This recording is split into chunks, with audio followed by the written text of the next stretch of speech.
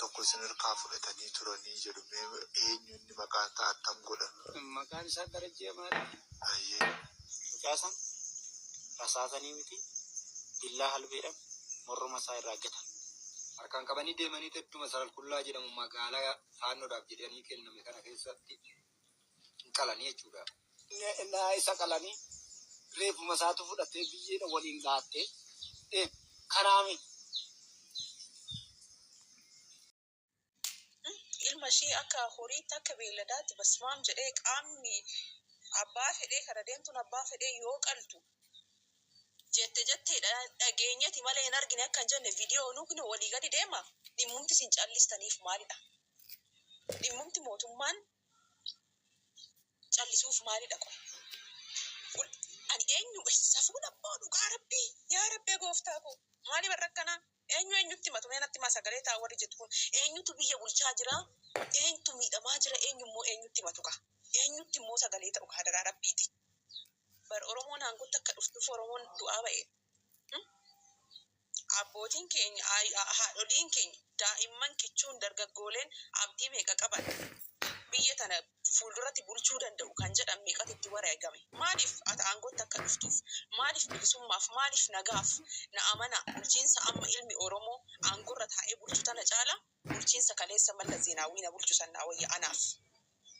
Yoo xiqqaate qaama biraatiin yoo xiqqaate saba biraatiin hin cunqurfamaa ture ilma biyya kootinii miti. Sinii galee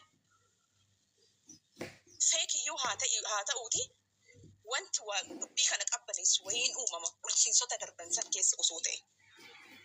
Har'a ganuu ilmi Oromoo numtu du'ee wareegamee cabee itti buruqee harki irraa citee lukni irraa citee too har'a aangootti isa baasee kana abbaa kanaa hin jedhuun yoo ta'e haadhaaf abbaa isaa innarra aangorra akka ba'uuf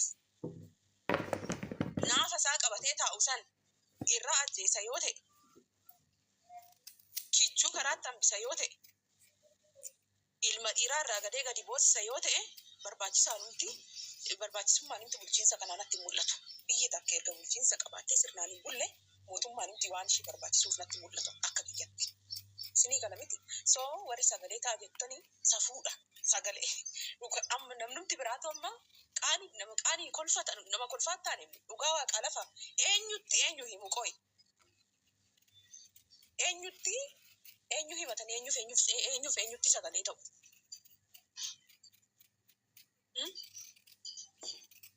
Kanaafuu dhiisa wayya. Uummanni kun kaleessa yoo akkasitti irra dubbiin hin guddatin ofii isaatii furmaata ofii laachuu barbaadee ture beekama. Na hiriira nagaa araara hiriira waaqaaf ta'u hiriira rabbiif ta'u dhiiseet mootummaa kanaaf ba'e beeki. Garuu dhageettii tokkollee hin arganne.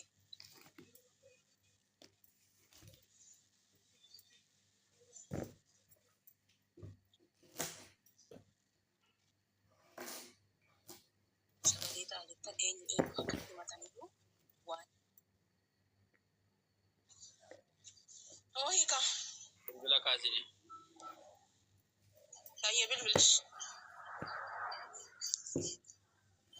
Karaa keessa seena jechaadha. Uummanni Oromoo keenya kun gargaarte miti isaaf seeti.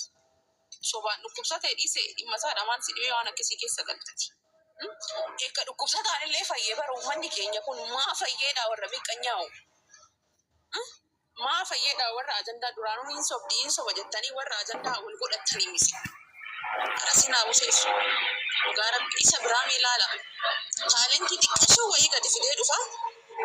Mucaan kun immoo abbuus godhamuu qaba.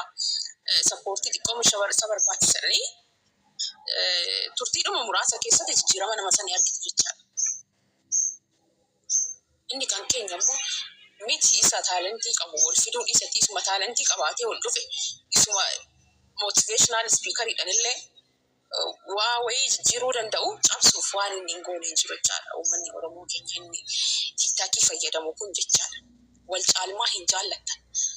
Tokko yoo caalle hin jaallattan. Viyuu mana tokko dabalee inni kan duratti beekamtii qabu tokko yoo gadi bu'e hin jaallattan. Isa amma dhufe viyuun isaa dabalee kana cabsuudha. Cabsuudha wanti isin dalagne tokkoyyuu hin jiru jechaadha. Isa itti fayyadamne tiiktaakii uummata Oromoo biratti badaa bareedaa miti. Akka yaada soorattiitti jechaadha. So akkasii. Push gochaa ofii isaaniitii garuu sagalee warra ta'uu hin dandeenya jala jiru. Yaa by the way kanaaf kan hin jechaan social media tiiktaakii kana iyyuu dhiisuuf jira. Uummata Oromoo biratti haalli itti tajaajila social media kana actually tiiktaakii bareeda miti ittiin beekne nuti. Yaa hin argina malee mention godhee abbaa sanaaf deebiseeraati maaliif sagalee hin taane ittiin jedhee. So kanaaf isa kana kan hin dubbachaa ture by the way warri amma anaan jibbamtuu gootanii isa kanadha.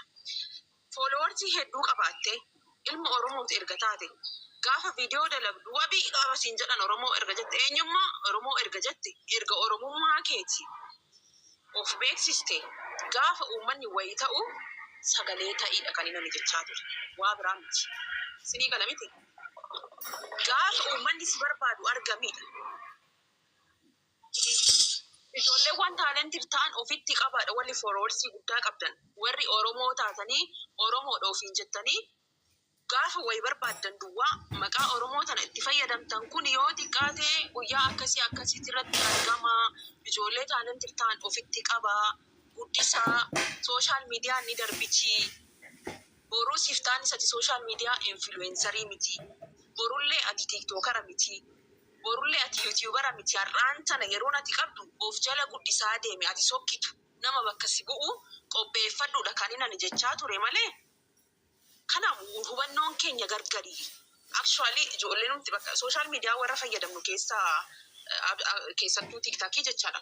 Warri saba Oromoo ta'anii ani hubannoon isaanii nama cabsuuf warra sadarkaa guddina wayirra jiranillee duubatti hambisuuf caalamuudhuma hin barbaadan bakka akkasitti immoo mee saba biraa ilaalaa wal giddisuuf waan isaan godhan taalentii takka duwwaa qabatee dhufa puush godhamuu qaba kun himaa baay'ee danda'aniitoo yeroo muraasa keessatti jijjiirama isaanii argitu jecha kan keenya gaafa dhukkubsate duwwaa dhufee si gargaara gaafa dhukkubsate abeetii viyuu mana keetii abeetii laayikii viidiyoo ati gaafa dhukkubsate sanii godhamu. Abeetii viidiyoo ati vaariyaalii si ba'u gaafa rakkatu jecha gaafa immoo koondishinii bareedarra jiraattee viidiyoo wayii gadhiistu namni abbaa kanaa jedhee si ilaalu tokko iyyuu jiru kana na jibbisiisee kan inni jechaa jiru. So inni nama jala galtee ta'u immoo gaafa namni sagalee ta'u push gootu jalqaba viidiyoo ofii keetii hojjedhu abbaa koo sagalee ta'e followers bareeda qabda taanaan dhaqiitii sagalee ta'e kan sadarkaa kanarraan si ga'e uummatuma kana miti sirba keellee kan si dhaggeeffatu uummata kan soo sagalee ta'a bakka dhaabbachuu qabdanitti dhaabbadha bakka argamuu qabdanitti saba kana faanaatti argama. Maal shakla.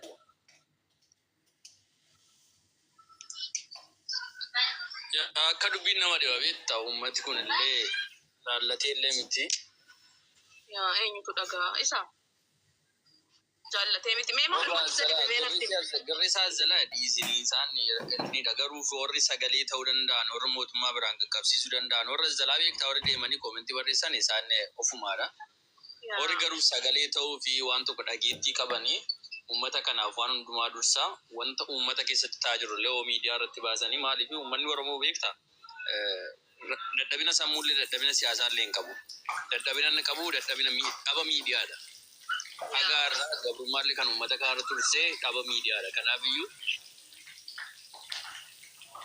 ta'u uummati warri dandeettii qabdan warri sagalee ta'uu dandeessan warri haasoftanii nama amansiisuu dandeessan warri viidiyoo garaagaraa yookaan achii footoo garaagaraa argachuu dandeessanii uummata kanaaf yoo sagalee taatan uummata kana gargaaruu dandeessu jechaadha. Garuu as jala deemtanii wantoota hin barbaachisne warri tokkoffaa warri nama tokko puush gootan maaliif nama sanarraa amma fakkeenyaaf an akkam barbaade dubbachuu nan danda'a. Sooreen garuu akka barbaade dubbachuu hin dandeessu. Garuu immoo isin warra biyya bakkee teessanii miidiyaa gurguddaa qabaatanii akkasumallee immoo dhageettii illee warri qabda illee tusin teessanii isin shamarranii miidiyaa kanarra teesseetu waan uummati isa dubbatu.